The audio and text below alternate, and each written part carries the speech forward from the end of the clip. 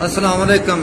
Sir देखो असी video बना रहे हैं सोशल सिक्योरिटी सियालकोट तो।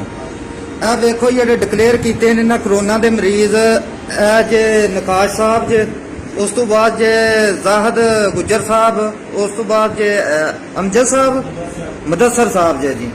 जाहद साहब और अमजद साहब ते ਤੁਹਾਡਾ ਕੀ ਨਾਮ ਹੈ ਸਰ? ਇਹ ਤਿੰਨ ਬੰਦੇ ਨੇ, ਇਹਨਾਂ ਦੀ ਅਖਬਾਰ ਤੇ ਵੀ ਰਿਪੋਰਟ ਆ ਗਈ ਕਿ ਇਹਨਾਂ ਦੇ ਇਲਾਕੇ ਸੀਲ ਹੋ ਗਏ ਨੇ, ਉਹ ਤੇ ਸਪਰੇਵਾਂ ਹੋਈਆਂ ਨੇ। ਬਿਲਕੁਲ ਕਿਸੇ ਕਿਸਮ ਦੀ ਸਪਰੇ ਕੋ ਨਹੀਂ ਜੇ। ਉਹਨਾਂ ਦੇ ਘਰ ਉੱਥੋਂ ਫੋਨ ਆ ਰਹੇ ਨੇ ਕਿ ਇਹ ਕੀ ਚੱਕਰ ਚੱਲਦਾ ਪਿਆ, ਸਾਡੇ ਤੇ ਇੱਥੇ ਪਤਾ ਹੀ ਕੋ ਨਹੀਂ। ਤੇ ਇੰਜ ਦੀ ਪੋਜੀਸ਼ਨ ਹੈ। ਦੂਸਰੇ ਨੰਬਰ ਤੇ ਸਰ ਸਾਨੂੰ 3 ਦਿਨ ਹੋ ਗਏ ਨੇ, ਮੈਂ ਅੱਗੇ ਵੀ ਇਹ ਆਖਿਆ ਕਿ ਇੱਥੇ ਲਿਆਂਦਾ ਨੇ, ਡਾਕਟਰ ਤੱਕ ਨਹੀਂ ਇੱਥੇ ਆਇਆ ਕੋਈ ਵੀ।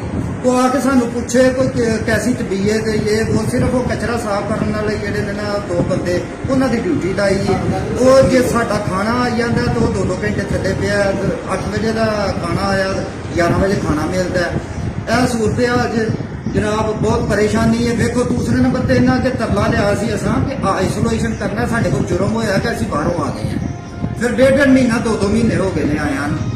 ਸਾਨੂੰ ਹੁਣ ਸਾਡੇ ਕੋਲ ਨਾ ਕੋਈ ਸਬੂਤ ਰਿਪੋਰਟ ਦਾ। ਸਾਡਾ ਜੁਰਮ ਇਹ ਵੇ ਕਿ ਅਸੀਂ ਬਾਹਰੋਂ ਇੱਥੇ ਆ ਗਏ ਆ। ਸਾਨੂੰ ਆਪਣੇ ਮੁਲਕ ਦੇ ਨਾਲ ਮੁਹੱਬਤ ਹੈ।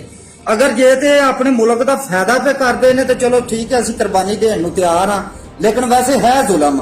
ਇਹਦੇ ਨਾਲ ਬਿਹਤਰ ਸੀ ਘਰਾਂ ਦੇ ਵਿੱਚ ਆਈਸੋਲੇਸ਼ਨ ਕਰਦੇ, ਬਾਹਰ ਇੱਕ ਬੰਦੇ ਦੀ ਡਿਊਟੀ ਲਾ ਦਿੰਦੇ ਕਿ ਇਸ ਘਰ ਦੇ ਵਿੱਚ ਕੋਈ ਬਾਹਰ ਨਾ ਬੰਦਾ ਜਾਏ ਤੇ ਨਾ ਕੋਈ ਆਏ। ਇਹ ਬਿਹਤਰ ਸੀ। ਇੱਥੇ ਹੁਣ ਹਾਲ ਇਹਦੇ ਵਿੱਚ 8 ਬੰਦੇ ਨੇ।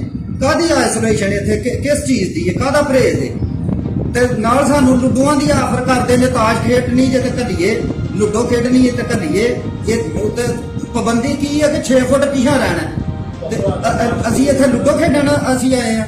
ਜ਼ਿਆਦਤੀ ਹੈ, ਜ਼ੁਲਮ ਸਾਰੇ ਦਾ ਕੋਈ ਸਦੇਬਾਬ ਕੀਤਾ ਜਾਏ। ਮੀਡੀਆ ਕਿੱਥੇ ਵੇ? ਉਹ ਮੀਡੀਆ ਆ ਕੇ ਫਿਰੇ ਤੇ ਸਹੀ ਨਾ, ਸਿਰਫ ਟੀਵੀ ਤੇ ਡਿਬੇਟ ਹੁੰਦੀ ਹੈ। ਮੀਡੀਆ ਆ ਕੇ ਚੈੱਕ ਤੇ ਕਰੇ ਤੇ ਕੀ ਹੋ ਰਿਹਾ ਹੈ ਹਸਪਤਾਲਾਂ ਦੇ ਵਿੱਚ। ਅਸੀਂ ਅਲਹਮਦੁਲਿਲਾ ਕਿਸੇ ਨੂੰ ਜ਼ਰਾ ਸਾਹ ਵੀ ਜ਼ੁਕਾਮ ਨਹੀਂ, ਨਾ ਕੋਈ ਖਾਂਸੀ ਹੈ, ਨਾ ਬੁਖਾਰ ਹੈ। 1.5 2 ਮਹੀਨੇ ਹੋ ਗਏ ਨੇ। ਇਸ ਤੋਂ ਕੀ ਹੋ ਸਕਦਾ? ਇਹਦੀਆਂ ਕੀ ਸਿੰਪਟਮ ਨੇ? ਤੇ ਟੀਵੀ ਤੇ ਬੈਨ ਤੋਂ ਇਲਾਵਾ ਵੀ ਥੋੜਾ ਜਿਹਾ ਮੀਡੀਆ ਵਾਲੇ ਟਾਈਮ ਕੱਢੋ ਤੇ ਜਾ ਕੇ ਹਸਪਤਾਲ ਫਿਰੋ, ਤੁਹਾਨੂੰ ਨਜ਼ਰ ਆਏ ਹੋ ਕੀ ਰਿਹਾ, ਕੀ ਜ਼ੁਲਮ ਹੁੰਦੇ ਨੇ।